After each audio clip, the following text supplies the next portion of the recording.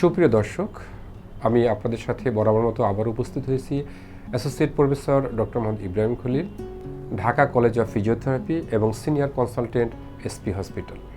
আমরা আজকে খুবই গুরুত্বপূর্ণ একটি টপিক নিয়ে আলোচনা করছি, যেটা হচ্ছে পিএলআইডি অর্থাৎ প্রোলাপস লাম্বার ইন্টারভার্টেড ডিস্ক, যেটার কারণে প্রায়শই সায়াটিকা হয়ে থাকে। অনেক সময় আমরা এটাকে লাম্বাগো সায়াটিকা বলে থাকি।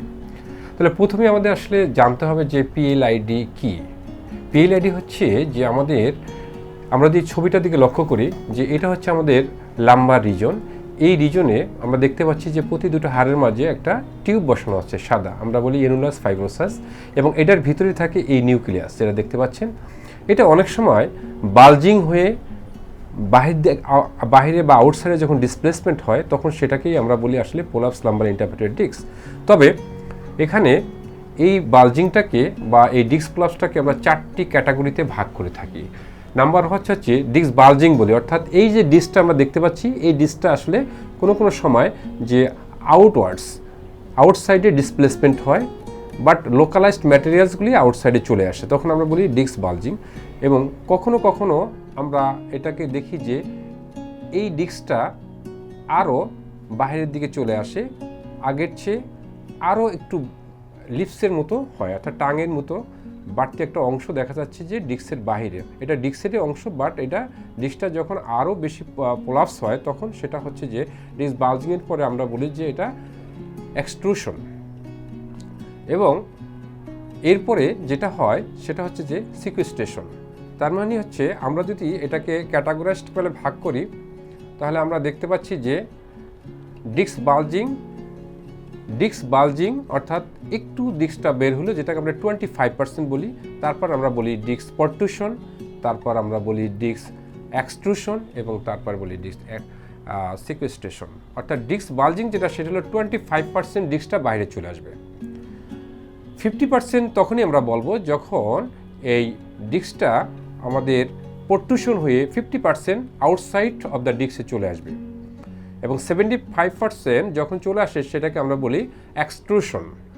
এবং যখন 100% চলে আসে, অর্থাৎ এই ডিস্কটা ফেটে জেলটা বের হয়ে নার্ভকে কম্প্রেস করে, তখন সেটাকে আমরা বলি সিকুয়েস্ট্রেশন।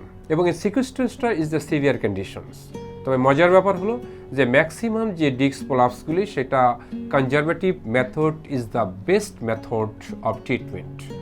এটা জার্নাল বেসড এবং এভিডেন্স বেসড প্র্যাকটিসে দেখা যাচ্ছে ফিজিওথেরাপি বা রিহ্যাবিলিটেশন হচ্ছে একমাত্র ট্রিটমেন্ট যেটা দিয়ে সম্পূর্ণরূপে এটা নিরাময় করা সম্ভব হচ্ছে। একটি সমীক্ষায় দেখা যাচ্ছে যে টোটাল ওয়ার্ল্ডে যত পিপল আছে, তার 1 থেকে 5% পিপল ডিস্ক প্রোলাপসে ভোগে, এবং 35 ইয়ার্সের যারা মেন অর্থাৎ পুরুষ, তাদের 4.8% ডিস্ক প্রোলাপসে ভোগে, এবং মহিলাদের মধ্যে প্রতি 100 জনে প্রায় 3 জন এই ডিস্ক প্রোলাপসে ভুগে থাকেন। এখন কথা হচ্ছে ডিস্ক প্রোলাপসের কারণটা কি। অনেকগুলি কারণে ডিস্ক প্রোলাপস থাকতে পারে। তার মধ্যে একটা হতে পারে যে কোনো ট্রমাটিক কারণে, অনেক সময় আমরা বলি স্লিপিং ডিস্ক অর্থাৎ লাম্বার স্পন্ডাইলোলিস্থেসিস, অর্থাৎ ফরওয়ার্ড স্লিপিং অফ দ্য অ্যাপক ভার্টেব্রা, এটার কারণে অনেক সময় হতে পারে। সেকেন্ড থিং হতে পারে যে কোনো সার্জারির কারণে কিন্তু অনেক সময় ডিস্ক প্রোলাপস হতে পারে। যেমন উপরে কোনো কারণে একটা টিউমার বা ইনফেকশন ছিল, সার্জারি করা হয়েছে, পরবর্তী নিচে এটা চেপে বসে আছে, পরবর্তী ডিস্কটা অনেক সময় এটা বালজিং হয়, অনেক সময় এটা এক্সট্রুশন হয়, সিকুয়েস্ট্রেশন হয়, বিভিন্ন কন্ডিশন হতে পারে। এছাড়া যে কোনো ব্যাড পোস্চারের কারণে কিন্তু আমাদের এটা সাধারণত হয়ে থাকে। যেমন আমরা যেভাবে চেয়ারে বসি বা দীর্ঘক্ষণ দাঁড়িয়ে থাকি, অথবা বিভিন্ন কাজকর্ম করি, যেমন আমরা ড্রাইভিং করি অথবা কম্পিউটার কাজ করি, মোবাইল এই যে আমরা চালাচ্ছি, এটা আমাদের পজিশন যদি ঠিক না হয়, কারণ আমাদের স্পাইনটা হচ্ছে একটা এস শেপ। এটা যখন কার্ভটা, এই লরোটিক কার্ভটাতে লস্ট হয়ে যায়, এটা যখন স্ট্রেট হয়ে যায়, এটা দেখেন একটু কার্ভ আছে, এটা যখন স্ট্রেট হয়ে যায় তখনই নার্ভে কম্প্রেশন হয় এবং তখনই ব্যথা শুরু হয়। এখন প্রশ্ন হচ্ছে যে এই ধরনের কন্ডিশনে আমরা ট্রিটমেন্ট কীভাবে করি।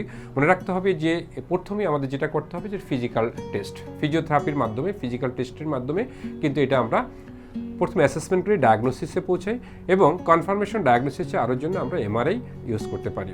এবং ট্রিটমেন্ট হচ্ছে আমাদের খুবই হলিস্টিক অ্যাপ্রোচ। আমরা এখানে ম্যাককিঞ্চি এক্সটেনশন প্রিন্সিপাল ইউজ করতে পারি, এখানে আমরা কিন্তু মালিগান অ্যাপ্রোচ করতে পারি, আমরা এখানে পজিশনাল যে কারেকশন সেটা করতে পারি।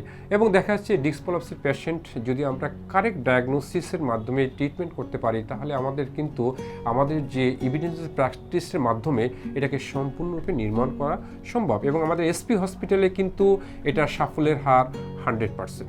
ধন্যবাদ সবাইকে। আবারও কোনো ভিডিও নিয়ে আমরা আপনাদের সামনে উপস্থিত হব। সেই পর্যন্ত সবাই সুস্থ থাকুন। আল্লাহ হাফেজ।